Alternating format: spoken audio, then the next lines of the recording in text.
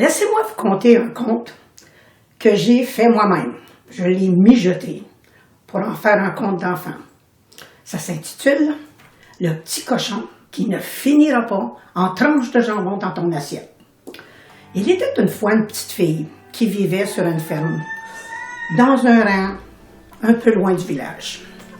Mais comme de raison sur la ferme, il est à la mode qu'il faut élever des animaux. On élève toutes sortes d'animaux pour la survie naturellement. Mais cette petite fille-là, c'est une petite fille qui avait le cœur tendre pour les animaux. Même, je dirais, comme son père disait, ben, elle irait jusqu'à défier le diable pour en protéger un. Ah oui, la pure vérité. Donc, elle avait à peu près 6 ans. Donc, un beau jour, son père, qui avait des poules, des veaux, des vaches, surtout des petits cochons, rentre dans la maison en disant à sa femme, « Ben, tu sais, ma mère, un matin, ben, ma vieille truie vient d'avoir 16 petits cochons. 16 petits cochons. Eh oui. Mais, le dernier, il est si petit. Oh, il est petit comme une petite souris. Je crois bien qu'il ne vivra pas. Il va falloir que je lui tourne le cou. » La petite fille, qui était à prendre son déjeuner du bon gruyot avec de la crème, du sucre brun, que c'était délicieux. Ben, je pourrais vous dire qu'elle n'a eu un haut de cœur. Vite à la course, elle s'est sauvée dehors en demandant de s'excuser, car elle disait « Je m'en vais à la bécosse ». La bécosse, dans ce temps-là, c'était nos toilettes. Parce que dans ce temps-là, comme vous voyez dans nos maisons, on n'avait pas les belles chambres de bain comme de raison. Donc, son excuse était, elle s'en alla à la soupe à cochon. Encore un autre mot, la soupe à cochon. C'est quoi ça, une soupe à cochon? Une soupe à cochon, c'est dans notre langage à nous, c'est ce qu'on appelle la pocherie.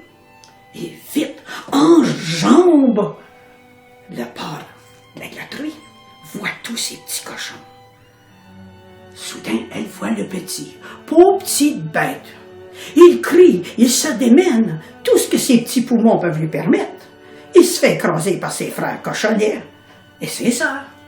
Vite, elle prend le petit cochon, l'enveloppe dans son tablier, court, monte au grenier, passe par la porte de la cuisine d'été, parce que dans notre temps, on avait une petite cuisine d'été. Parce que quand il fait trop chaud, on fait à manger dans ces cuisines-là. Ni vue, ni connue. Elle monte en haut. Elle avait un beau berceau que sa mère avait donné. Et sa marraine lui avait donné une poupée, puis c'est 6 ans. Dépose le petit cochon dans le berceau. Chut, sans bruit. Retourne dehors. Passe par la cour. Vite se rend à l'étable. Où il y a un bidon de lait. Comme de raison, on entraîne les vaches. On met le lait dans le bidon pour l'apporter à la fromagerie. Pour faire du bon fromage, c'est la survie de l'habitant. Vite, elle plonge son beau petit pot en grenier, qu'on prend pour le lait, pour nourrir nos petits chatons, l'emplit jusqu'à rebord. Vite, se faufile dans la cuisine. Voit dans le bahut, ben, sa mère avait une vieille bouteille qu'on avait pour le sirop pour la toux. Mais là, elle s'en va dans la chambre de sa sœur, prend ses beaux gants que sa sœur s'était achetés. Imagine-toi donc pour son bal de fin d'année. Va dans le panier à couture de sa mère, ramasse une aiguille, des ciseaux, un bout de fil, et vite comme une souris, ni vue ni connue, grimpe en haut dans son grenier.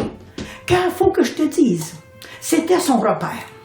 Car elle aimait forger des contes, des menteries, des histoires. Elle savait que personne irait la déranger dans son grenier.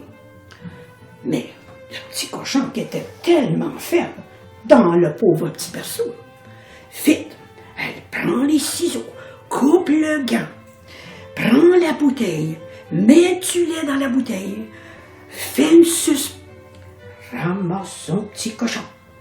Elle le serre dans ses bras naturellement, pas trop fort. Elle ne voulait pas le faire crier, mais elle avait tellement peur de l'échapper. Prend son petit cochon, prend la bouteille de lait et en fonde dans la gueule.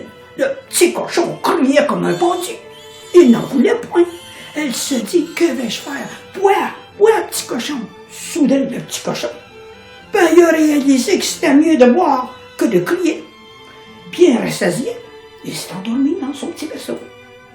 Donc, entre-temps, le papa était allé dans la porcherie, rentre dans la porcherie pour mettre fin à ce pauvre petit cochon. Regarde, mais où est-il? Voyons, ai-je la barbe, moi? Ai-je rêvé?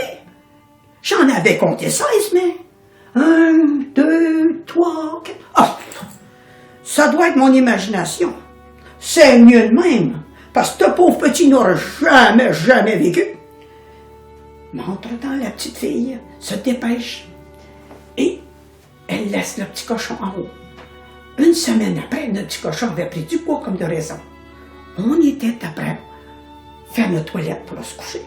Mais comme de raison, papa comptait toujours un conte. Ce soir-là, c'était les 3 petits cochons et le méchant loup. Soudain, ce petit cochon-là, il en avait marre du petit berceau, il était trop petit. Il se met à crier dans le grenier. La mère a dit, écoutez les enfants, chut, chut, chut, un bébé en haut. Vite, notre petite coupable, prends l'escalier. Non, maman, non, ce n'est pas le bébé, c'est ma poupée, je lui ai appris à pleurer. La mère dit, non, un autre mensonge de trop, tu vas être puni, laisse-moi passer. En rouvrant la trappe. Mais savez-vous ce qu'elle a vu? Ben oui, 2 petits yeux rouges, un petit fougnon qui lichait le menton. Le secret a été déclaré. Ben je peux vous dire que le petit cochon a grandi. On l'a emporté à la foire du village, remporté la première place, le ruban rouge. Mais je peux vous dire une chose, c'était pas un petit cochon, ben non, c'était une petite truie. Elle a donné naissance à plusieurs petits rejetons pour le canton. Tous les voisins en voulaient. Mais une chose que je vais vous dire, celle qui écrit l'histoire, à qui ça s'est passé, vous l'avez devant vous. Et oui, c'est bien moi. J'avais 6 ans. J'adore les animaux. Je peux vous dire que je n'ai jamais mangé de boudin. Je ne mange pas de viande. Je ne veux pas détruire les animaux. On m'appelle la difficile. Je m'en fous. Parce que j'aime les animaux. Donc la morale de mon conte est, je veux qu'on protège les animaux. Car qu'est-ce que la Terre aurait si on n'avait pas d'animaux? Donc j'espère que tu as appris ta leçon. À la prochaine fois, mon jeune. Merci de m'avoir écouté. Au revoir.